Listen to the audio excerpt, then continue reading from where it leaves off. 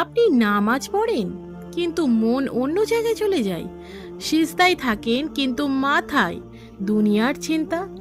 জানেন কি এটার কারণ কোরআনে বলা আছে? তাহলে শুনুন, আমরা অনেকেই নামাজ পড়ি কিন্তু শান্তি পাই না। কেন জানেন? কারণ আমাদের দেহ নামাজে কিন্তু হৃদয় দুনিয়ায়। আল্লাহ বলেন, নিশ্চয়ই নামাজ অশ্লীলতা ও অন্যায় থেকে বিরত রাখে। তাহলে যদি নামাজ আমাদের বদলাচ্ছে না, সমস্যা কোথায়? সমস্যা খুশুতে।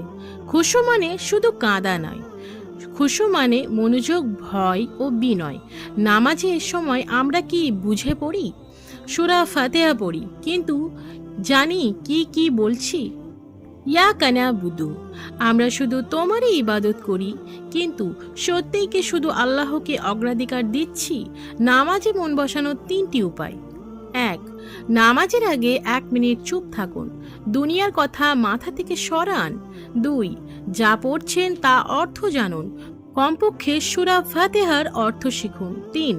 ধীরে পড়ুন, দৌড়ে নামাজ পড়লে মন আসবে না। রাসূল সাল্লাল্লাহু আলাইহি সাল্লাম বলেছেন, নামাজে এত ধীরে পড়বেন যেন প্রতিটি আয়াত হৃদয়ে ঢুকে যায়। আরেকটা কথা মনে রাখুন, শয়তান চায় না আপনি শান্তি পান, তাই নামাজে সে সবচেয়ে বেশি কুমন্ত্রণা দেয়। হাল ছাড়বেন না, মন না বসলেও নামাজ ছাড়বেন না, কারণ একদিন এই নামাজই আপনাকে বাঁচাবে। নামাজ শুধু দায়িত্বই না, এটা আল্লাহর সাথে সাক্ষাৎ। এরকম ইসলামিক রিমাইন্ডার পেতে আমার চ্যানেলটিকে সাবস্ক্রাইব করুন এখনই।